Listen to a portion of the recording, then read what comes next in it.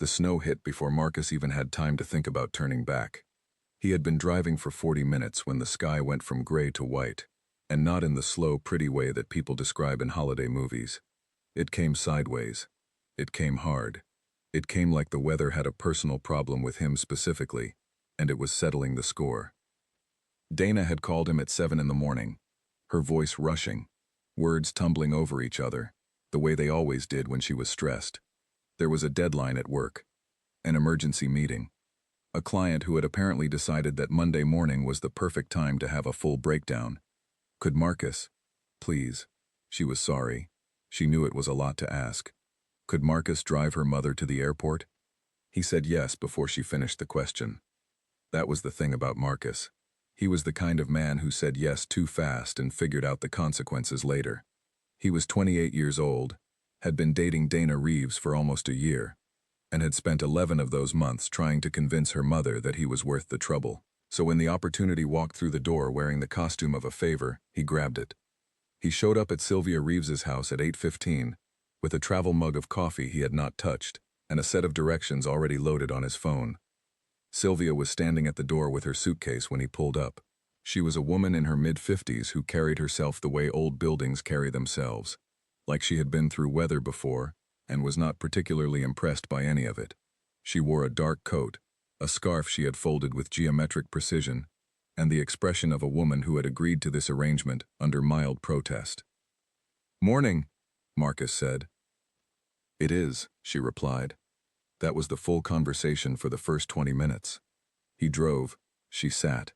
The GPS gave directions in its calm, unbothered voice, and Marcus followed them the way he always followed things he was unsure about, carefully, with both hands on the wheel, and one eye on the rearview mirror.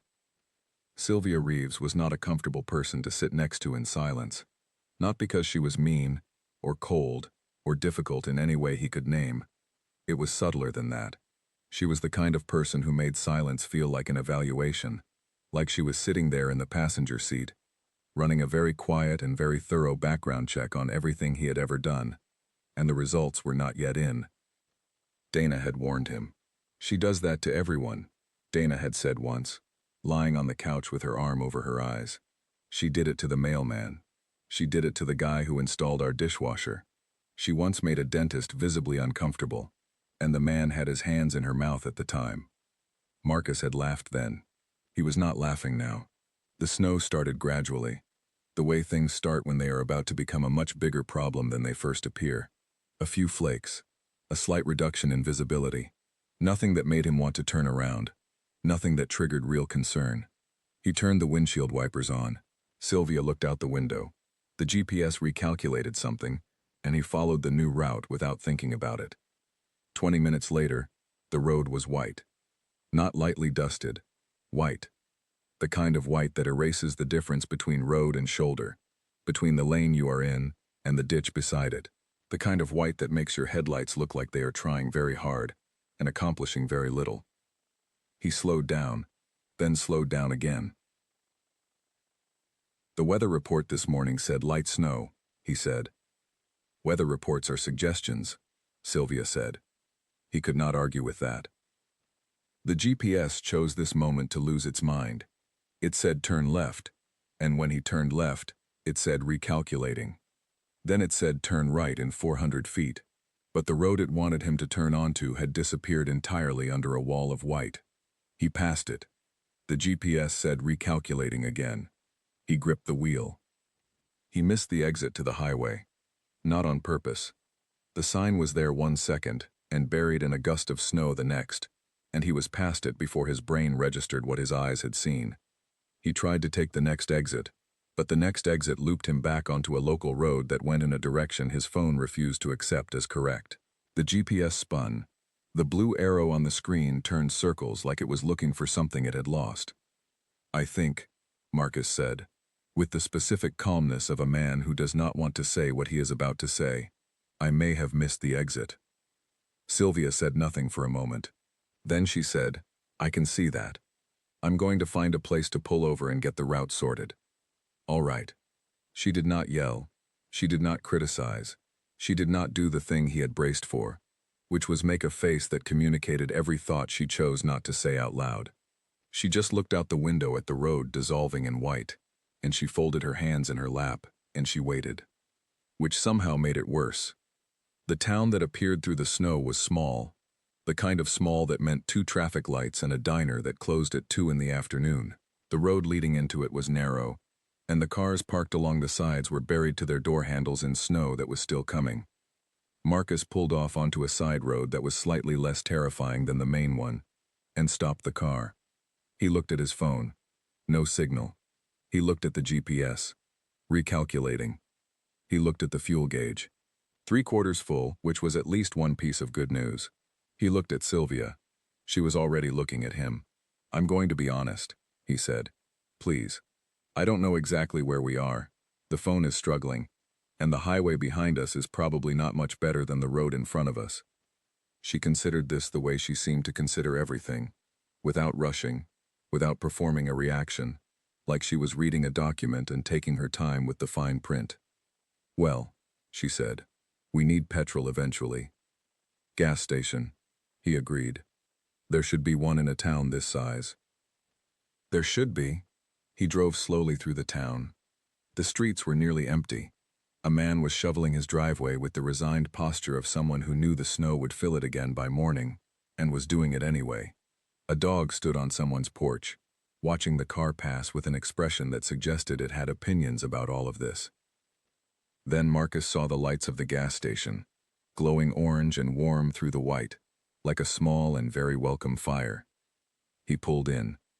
The station was old, the kind with 2 pumps and an actual attendant, which Marcus had not seen in years. The man behind the counter was somewhere in his 60s, with a heavy flannel shirt and the expression of someone who had seen every possible type of winter trouble, and was no longer surprised by any of it. His name, according to the tag on his shirt, was Pete. Marcus walked in, snow on his shoulders, and said, "How's the highway looking?" Pete looked at him the way people look at someone who has asked a question they already know the answer to. "Closed," Pete said. "Has been for about an hour. 2 trucks went sideways near the overpass. State troopers shut it down. They're saying at least until morning." Marcus stood there for a second. "Morning," he repeated. "Probably 6, maybe 7. Depends on the plows." He went back to the car. He opened the passenger door and crouched down so he was at eye level with Sylvia, because it felt wrong to deliver this kind of news while standing over someone. "So," he said, "the highway is closed." Sylvia blinked once. "Until morning," he added. She looked past him at the gas station, at the orange lights, at the snow still coming down with no visible plans to stop. Then she said, "We should go inside." He nodded. They went inside. Pete, as it turned out, had been through this before. He had a storage room attached to the back of the station, the kind of room that existed for overflow inventory, and various things he had not gotten around to throwing away. He had already set up the space heater in there for 3 other travelers who had come in wet and stranded over the past 2 hours. There was a folding table. There were mismatched chairs. There were vending machines in the hallway just outside. It was not comfortable. But it was warm, and it was dry, and it was not a car on the side of a road in a snowstorm. So Marcus chose to think of it as a significant improvement. He bought 2 coffees from the machine. He brought them to the table. He set one in front of Sylvia. She wrapped both hands around the cup, looked down at it, and said, "Thank you." 2 words, but she said them like she meant them, and for the first time since 8:15 that morning, Marcus felt the tension in his neck ease just slightly. They sat across from each other at the folding table, 2 people who had no particular desire to spend the night in a gas station storage room, listening to the wind push snow against the small window near the ceiling. Outside, the world had gone completely white. Inside, the space heater clicked and hummed, and Marcus Holt, who had spent 11 months being careful around this woman, looked across the table at Sylvia Reeves and thought that the next several hours were going to be very long indeed. He had no idea how right he was. He also had no idea how completely wrong he was about what those hours were going to cost him. The space heater made a sound like a small animal trying to stay warm. A low, rhythmic clicking that filled the room in the absence of anything else. Marcus had counted the clicks somewhere around the first hour, and then stopped, because it was making him more aware of how slowly time was passing. There were 5 of them in the storage room by 9 o'clock, Marcus and Sylvia, and 3 others who had come in from the cold over the course of the evening. There was a man named Gary who was a truck driver with a beard that looked like it had its own zip code, and a woman named Lena who taught 4th grade and was on her way home from a conference, and a teenager named Owen who had been driving to his college campus and had made approximately 17 anxious phone calls to his parents in the first 45 minutes before his battery died, and he sat in the corner looking pale and blinking. Pete came in twice to check on them, once with a box of crackers from the shelf that he said they were welcome to, and once to tell them that the state troopers had confirmed the highway was not opening before 6 in the morning. Could be later, he added, in the tone of a man who has learned not to make promises about weather. Nobody was thrilled about this. Gary fell asleep in his chair after the first hour, his arms crossed over his chest, his chin dropped down. It was a skill, Marcus thought, that particular kind of instant unconsciousness that long-haul drivers develop.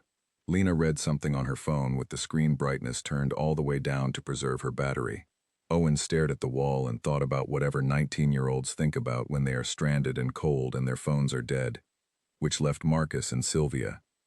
They had not talked much in the first hour, not unfriendly, just quiet. They drank their terrible vending machine coffee and listened to the wind, and existed in the same room, without requiring anything from each other, which was, Marcus was realizing, more than he had ever managed with her before. Every interaction with Sylvia Reeves up to this point had carried weight. Sunday dinners at Dana's parents' house, where he sat at the table and answered questions about his work and his family and his plans, while Sylvia listened with the expression of a woman keeping careful notes. Brief conversations in the hallway while Dana was in another room, the kind of conversations where every word felt like it was being held up to a light and examined for flaws. He had never been rude to her, and she had never been rude to him, but there had always been something between them, a distance that was not hostility, but was not warmth either. A waiting, like they were both on hold for a verdict that hadn't come through yet. But this was different. This was a storage room, with 5 strangers and a space heater that clicked. This was snow against a small window and nowhere to go, and no performance to give because there was no audience. Dana was not in the next room.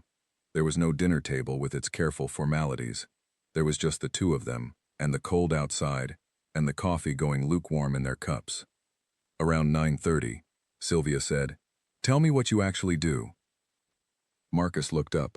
"I'm sorry?" "Dana says you work in logistics." She says it like she's not entirely sure what that means. The side of his mouth came up slightly. She is not entirely sure what it means. "So tell me," he told her. Not the polished version he gave at dinner tables, the one with the correct amount of detail and the appropriate number of pauses for follow-up questions. The real version. He moved freight for a mid-sized company, coordinated shipments, managed drivers, argued with suppliers on the phone, fixed problems that appeared without warning in the middle of the night.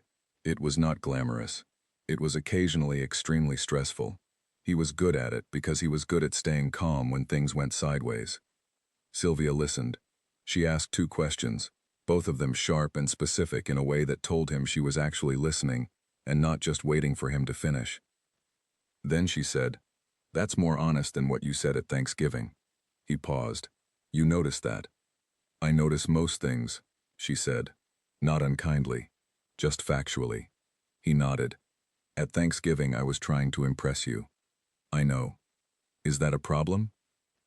She thought about it. "It depends on whether you're still trying or whether you've stopped." He looked at her across the table. "I think I stopped about 20 minutes ago." She looked back at him. For a moment she said nothing. Then something shifted in her face. Not a smile. Not exactly. But a softening. Like a door that had been held shut by sheer force of will had been set down, just for a moment. "Good," she said. That was the beginning of it. They talk the way people talk when the stakes have been removed. Not performing, not auditioning, not trying to land correctly in the other person's estimation. He told her about growing up in a house where his father worked double shifts and dinner was often cereal, and how he had built the habit of being steady because someone had to be. She told him about raising Dana and Dana's older sister Claire, about the particular exhaustion of loving two people who were nothing alike and needed completely different things from you at the same time. He said, Dana never told me Claire is older. I thought they were the same age. Sylvia said, Claire is 4 years older and has never forgiven Dana for arriving. He laughed. She smiled. Gary shifted in his chair and snored once and went quiet again. Around 10:30, Marcus got up and got 2 more coffees from the machine. He came back and set one in front of Sylvia, the same way he had earlier, and this time she picked it up without the 2-second hesitation she had shown the first time. Small thing. He noticed it anyway. He told her something that happened with a driver on his route 3 weeks ago, a situation that had involved a misdelivered shipment, an extremely angry restaurant owner, and a 45-minute phone call that had eventually, against all odds, ended with the restaurant owner inviting him to lunch someday. The story was not particularly dramatic, but he told it the way it had happened, including the part where he said the wrong thing twice before he said the right thing. Sylvia laughed. Real laughter. Not the polite kind, not the dinner table variety. The kind that comes out fast and surprised, like it did not ask permission before it left. She put her hand over her mouth, and her eyes creased at the corners, and she shook her head a little, and she said, That sounds exactly like something Dana would do. Dana told you about the time she did something similar? Dana does not need to tell me things for me to know them. He grinned. No, I'm starting to understand that. Owen stirred in the corner, looked around with the confused expression of someone who had accidentally fallen asleep and was not sure how long he had been out, and then pulled his knees up to his chest and closed his eyes again. Lena was asleep too now, her phone still in her hand, her head tilted sideways against the wall in a way that was going to hurt in the morning. It was just Marcus and Sylvia awake now, in the quiet room, with the snow still going outside the window. He asked her about Dana's father, not intrusively, just the way you ask about family when you are getting to know someone. Where had they met? What was he like when they were young? She answered easily at first. They had met at a work conference in Cincinnati.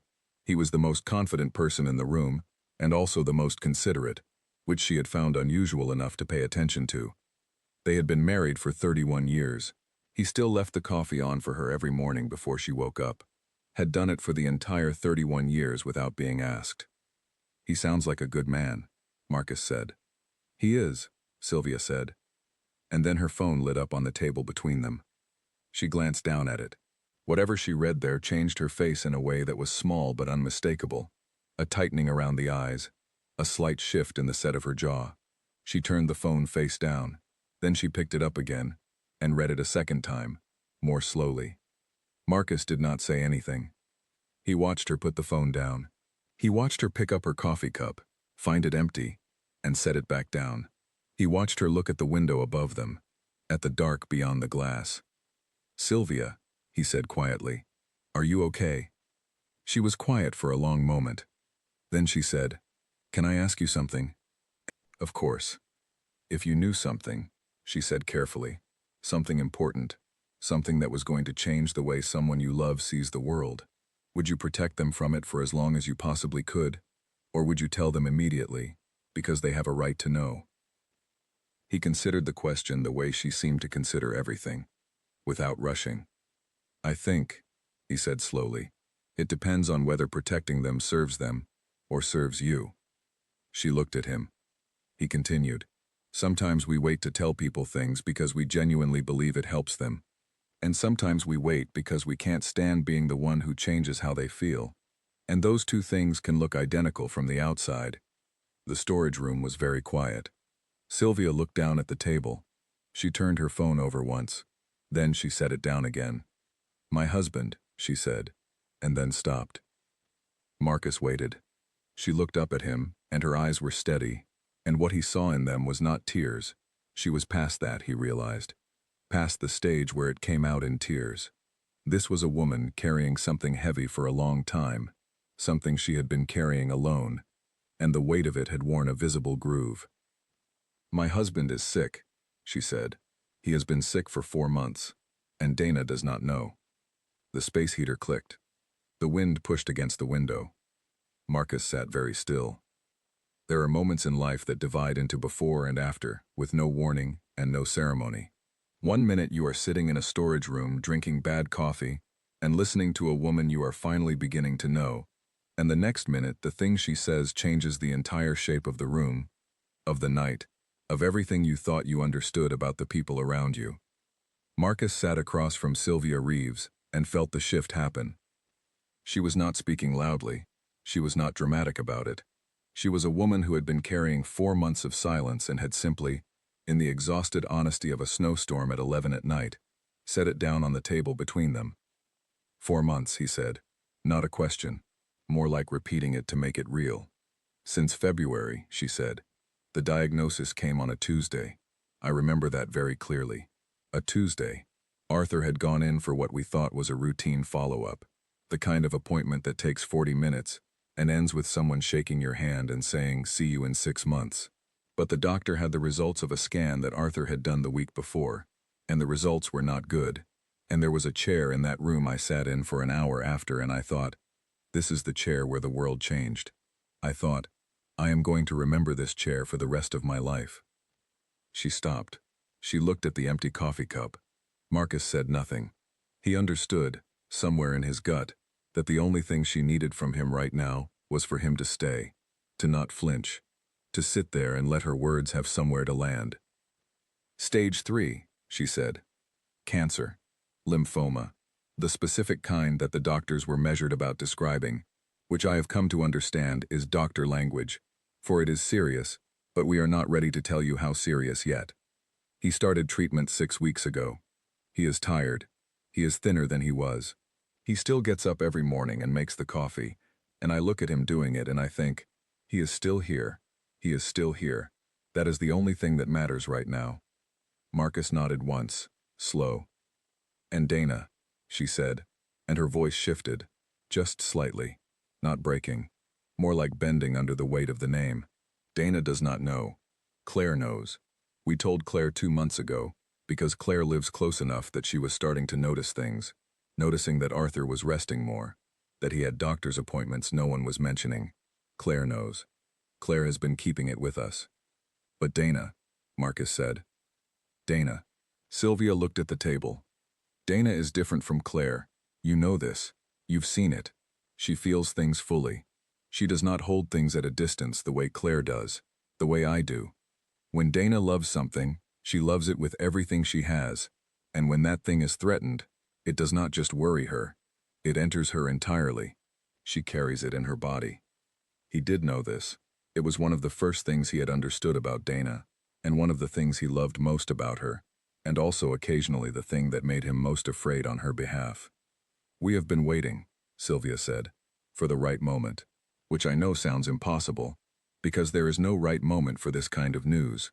But Arthur wanted to wait until after the second round of treatment, until the doctors had a clearer picture of how he was responding, so that when we told Dana, we could also tell her something hopeful alongside it. So the news did not arrive completely alone. That makes sense, Marcus said. It makes sense, and it is also very hard, she said, because every week that passes is another week of Dana calling her father on the phone and asking how he is, and him saying he is fine, and her believing him. Every week is another week of her making plans that include him in them. Christmas plans, spring plans, plans for next summer, and not knowing that her father is fighting something serious while she makes them. She reached up and pressed her fingers briefly to the space between her eyebrows. A small gesture, the kind people make when they are tired in a way sleep does not fix. The message tonight, she said, was from Arthur. He had a rough day. The treatment this week was harder than the last one, and he spent most of the afternoon resting, and he wanted me to know he was all right, because he knew I was traveling, and he did not want me to worry. He wanted you to know he was all right, Marcus said quietly. While he was having a hard day, she said. Yes, that is who he is. She looked up at Marcus then, directly, the way she had looked at him all evening, that steady, assessing look, except now, there was something behind it that was new, something that was not assessment at all, something that was closer to trust, the reluctant, slightly embarrassed trust of a person who had not planned to trust anyone tonight, and had found themselves doing it anyway. I don't tell people things, she said. I want you to understand that. I do not do this. I have not spoken about this to anyone outside the immediate family, and I am not entirely sure why I am speaking about it to you right now, except that it is 11 o'clock at night, and I have been carrying it for a very long time, and you asked if I was okay, and the question was the right question at the wrong moment, and here we are. Here we are, Marcus said. She nodded. A single, composed nod. I am not looking for reassurance. I am not looking for someone to tell me it will be all right. I have doctors for medical information, and I have Claire for practical help, and I have Arthur for everything else. I am just... She stopped. He waited.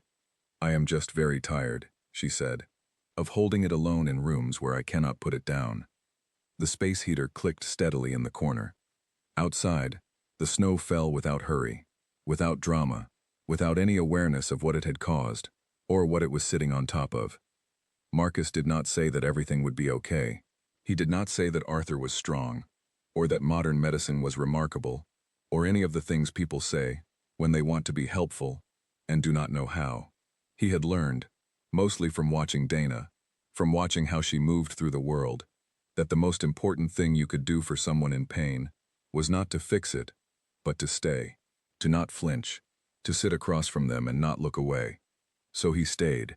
He said, "Tell me about Arthur. Not the illness, just him. What is he like?" She looked at him for a moment, as if she was deciding something. Then she told him. She told him about a man who had been teaching himself to play guitar badly for 20 years, and refused to stop, who played the same 4 songs at family gatherings, and was entirely untroubled by the fact that he had not improved.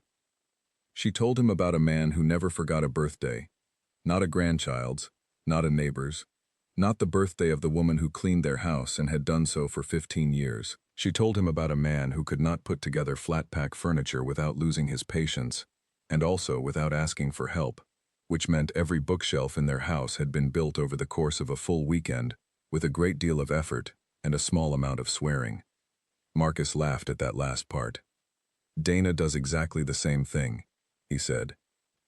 Sylvia said, I know. I watched her learn it from him. They sat with that for a moment. The small, complicated warmth of recognizing a person you love in the story of someone else. He is a good father, Sylvia said. I want you to understand what I mean when I say that, because it is not a statement about his intentions. It is about the fact that he showed up, consistently, for 31 years, through the difficult things and the boring things and the things that required more patience than anyone should reasonably be asked to have. He showed up. That is the whole of it. Marcus looked at the table. He thought about Dana. He thought about the way she talked about her father on Sunday calls, her voice going lighter, her whole body language shifting slightly, the particular ease that comes over a person when they are talking to the one who made them feel safe first. He thought about Dana making Christmas plans, about Dana talking about her dad's famous chili, about Dana in the kitchen on Sunday evenings, on the phone, laughing at something Arthur said. He thought about what it was going to be like when she found out. She is going to feel it very hard, he said. Yes, Sylvia said. She is. And you are trying to build a container for it, before you hand it to her. Sylvia looked at him. Yes, she said, more quietly. That is exactly what I am trying to do. He nodded. Gary shifted in his chair across the room, snorted once, went still. Lena had slid slightly in her sleep, and was now at a more precarious angle against the wall. Owen had given up on sitting upright, and was lying on the floor with his jacket bunched under his head, asleep in the way that only very young people can sleep on hard floors without consequences. It was past midnight. The snow had not stopped. Sylvia looked around the room, then back at Marcus. She straightened in her chair slightly, the way a person straightens when they are gathering themselves back together after having briefly set themselves down. I don't usually talk, she said. I know, he said. Dana would be very surprised. She would. A pause. Please do not tell her I said any of this. He looked across the table. In the low light of the storage room, with the heater clicking, and the snow outside, and the hour past midnight, and the world stripped down to its most basic version, Sylvia Reeves did not look like the woman who had been quietly evaluating him for 11 months. She looked like a woman who was doing the hardest possible version of love, The kind that does not get recognized because it happens in private, in silence, in waiting rooms and late-night phone calls and storage rooms during snowstorms. "I won't say a word," he said. She held his gaze for a moment. Then she nodded. "About Arthur," she said. "2 more weeks. We are telling her in 2 weeks, when the next scan results come in, and we know more. I am asking, I know I have no right to ask this, given that you are Dana's partner, and you should not be carrying information she does not have, but I am asking anyway. 2 weeks." He felt the weight of it settle across his shoulders. He looked at this woman, who had spent 4 months carrying something too heavy alone, and had spent tonight becoming, against all apparent plans, something close to a real person to him. 2 weeks, he said. The highway opened at 6:14 in the morning. Pete knocked on the storage room door at 6:10, and the sound pulled Marcus out of a half-sleep that had come on around 4, and left him feeling like he had rested on gravel. He sat up in the chair, his back objected loudly. He looked around the room, and found Gary already on his feet, Owen sitting up from the floor with his hair flattened on one side, Lena folding her jacket with the precise movements of someone pretending she had not just slept against a wall. Sylvia was already awake. She was sitting in the same chair she had sat in all night, her coat folded neatly in her lap, her scarf retied. She looked tired around the eyes in a way the morning light did not flatter. But she was composed, upright. The armor was back in place. "Roads are plowed," Pete said from the doorway. "Highway's moving. Still icy. So take it slow, but you should be fine." He thanked them for their patience in the way of someone who genuinely meant it, which Marcus found unexpectedly moving. He bought a bottle of water from the machine for the road. Gary shook everyone's hand.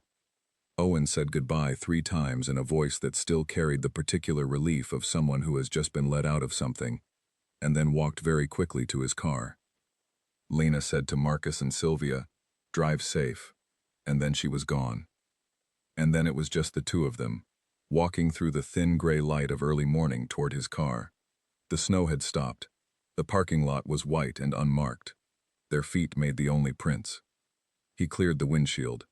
She stood beside the car and waited, not offering to help, not checking her phone, just standing in the cold quiet of the morning with her suitcase handle in her hand. She had missed her flight. They both knew it. Neither of them had mentioned it. He got in. She got in.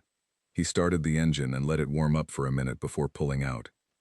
The drive back was slower than the drive out, for the obvious reasons of ice and caution, and the general atmosphere of a world that had been through something the night before. He drove carefully.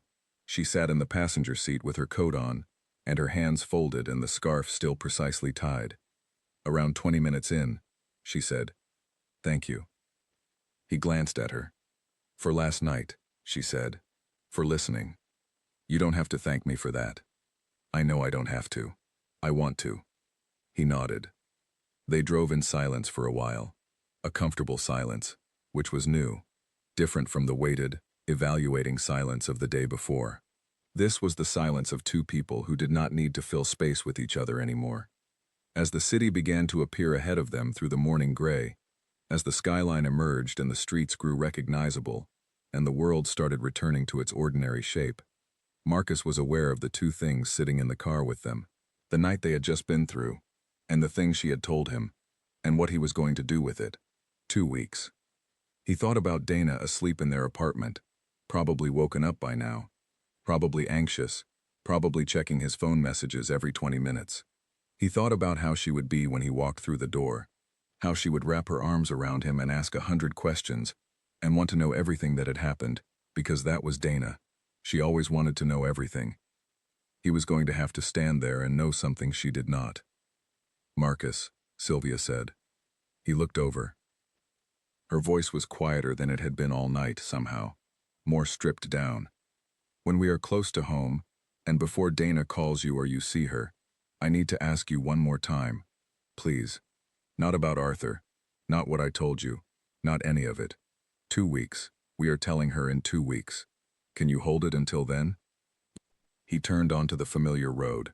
The apartment building appeared at the end of the block, Dana's window visible on the 3rd floor, the light already on. the light already on. He pulled over half a block away and stopped the car. He looked at Sylvia Reeves. He thought about what she had told him about the chair in the doctor's office, the chair she would remember for the rest of her life. He thought about 31 years of coffee made before she woke up. He thought about a man who played the same 4 songs badly for 20 years and did not care. "Please," she said. "One more time. Quietly. Don't tell my daughter." He looked at the window with the light on. He looked back at Sylvia. 2 weeks, he said. She nodded once. She closed her eyes briefly. She opened them again. He pulled back onto the road. The 2 weeks did not become 2 weeks. They became 3. Marcus knew this was going to happen before it happened, the way you know certain things when you are standing close enough to the situation to see its shape. The scan results came in at the end of week 2, and the results were mixed. Not worse, which was something, but not decisively better, which meant Arthur's doctors wanted another round of treatment before they gave any kind of long-term picture. And so, Sylvia called Marcus on a Thursday evening. Not Dana's number, his number, which was the strangest thing that had ever happened to him. And she said, "1 more week. The doctors want 1 more week before we have anything concrete to tell her alongside the difficult part." He said all right. He hung up the phone and sat on the edge of his bed for a while, looking at the floor. Dana was in the kitchen. He could hear her moving around, could hear the sound of her opening the refrigerator and closing it, and opening it again, which she did when she was thinking about something. He could hear her talking, a half-conversation with herself, the way she had when she was working something out. He could hear at one point her laughing softly at something on her phone, a small surprised laugh, and he knew without looking that it was probably a video of something entirely ridiculous that one of her friends had sent her. He sat on the edge of the bed and listened to his girlfriend living her ordinary Thursday evening, and he held the thing he could not give her, and he thought about containers. About building a container before you hand someone something that will break them.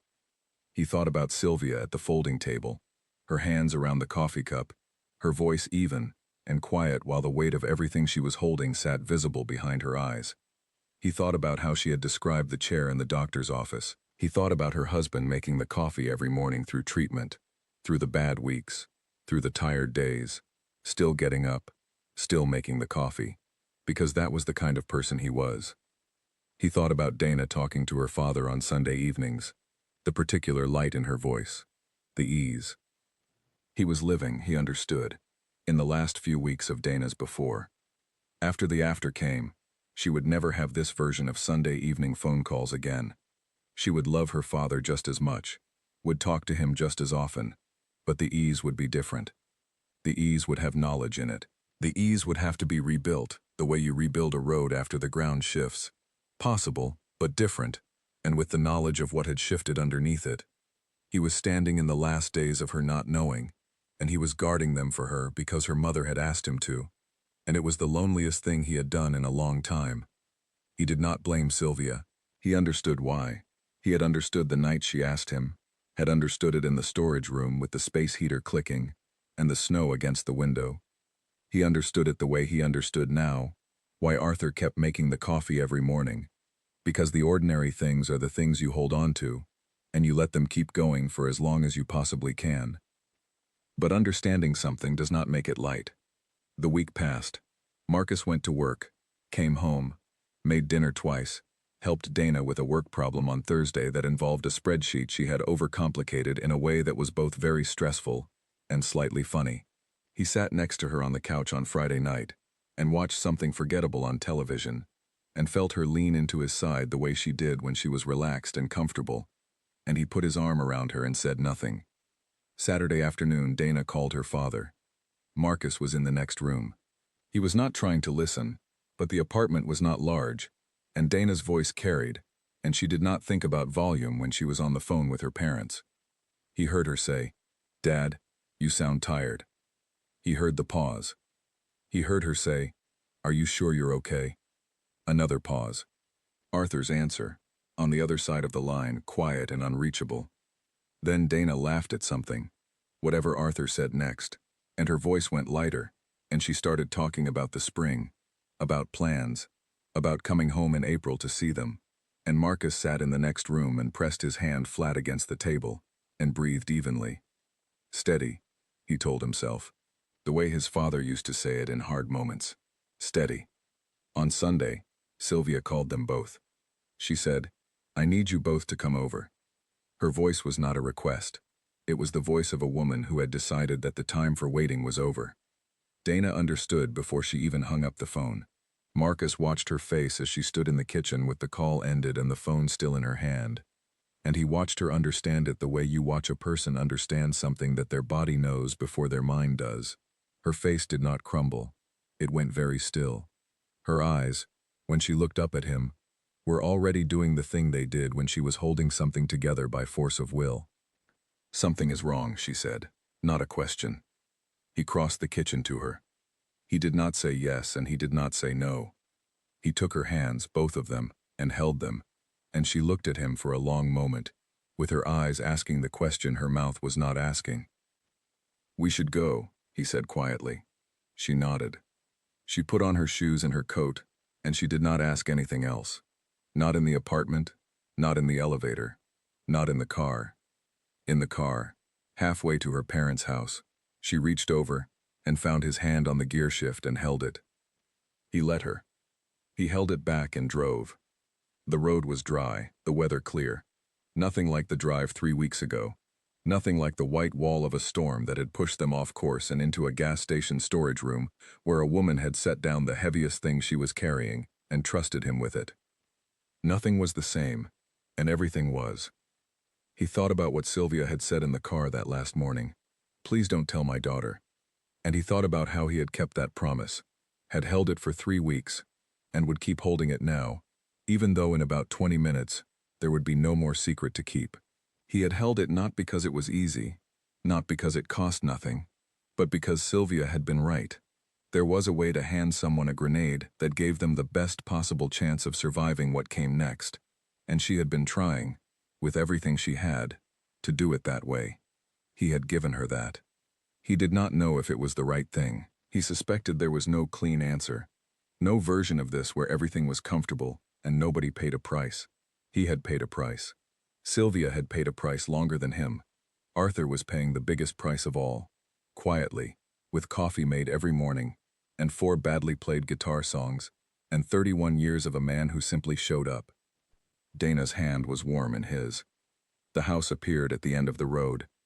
He pulled into the driveway. He turned off the engine. For a moment neither of them moved. Then Dana breathed in, deep and slow, and breathed out. "Okay," she said, to herself mostly. "Okay." She got out of the car. He got out of the car. They walked to the front door together, and Sylvia opened it before they knocked. And the look on her face when she saw them, her daughter and the man her daughter loved, standing on the front step on a Sunday afternoon, was a look Marcus did not have a word for. It was not relief, and it was not sorrow, and it was not love. Exactly. Or maybe it was all 3 of those things pressed together until they became something new. She stepped back to let them in. Dana walked through the door and into her mother's arms, and Sylvia held her, and Marcus stood in the doorway for a moment, before following them inside. In the living room, Arthur Reeves was sitting in his chair. He was thinner than the last time Marcus had seen him, and there was a tiredness around him that had not been there before, the kind of tired that is different from a bad week at work, or a couple of bad nights of sleep. But when he looked up and saw Marcus, he nodded and smiled, and it was a real smile, the kind that reached everything. "Marcus," he said. "Arthur," Marcus said, and he sat down. Later, weeks later, after the appointments and the treatment plans and the phone calls and the evenings Dana spent on the couch with her eyes red and her head against his shoulder and her hands wrapped around a cup of tea that went cold while she thought, she asked him about the snowstorm. They were in the kitchen on a Saturday morning. She was making toast. He was reading something at the table. Outside, the weather was beginning to turn toward spring. "What was she like?" Dana asked, not looking at him, watching the toaster. "My mom. That night." He put the paper down. He thought about the storage room, the clicking heater, the 2 terrible coffees, the sound of Gary snoring, the small window with the snow against it, the folding table between two people who had spent 11 months keeping a careful distance, and how a snowstorm had erased that distance in a single night. He thought about what Sylvia had said, about the chair in the doctor's office, about being tired of holding things alone, in rooms where she could not put them down. He looked at Dana. She was someone, he said, who loves you so much that she was willing to break herself quietly, in private, so that you could have a little more normal before the normal changed. Dana stood at the counter. She did not say anything for a moment. Then she turned around and looked at him, and her eyes were doing that thing they did, and she said, "That sounds exactly like her." "I know," he said.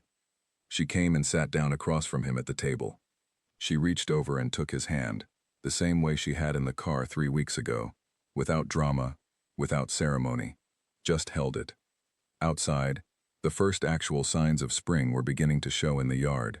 Small, tentative things, the kind that appear before you are completely sure winter is done, but appear anyway, because that is what they do. Marcus held his girlfriend's hand at the kitchen table on a Saturday morning. He thought about a man in a living room chair who still smiled when he walked in the door. He thought about 31 years of coffee made before sunrise. He thought about a snowstorm that pushed two people into a gas station at the end of a road that wasn't on any map, and what had been set down between them in that room, and what he had carried home. He did not say any of this. He just held her hand, and the morning went on, and that was enough.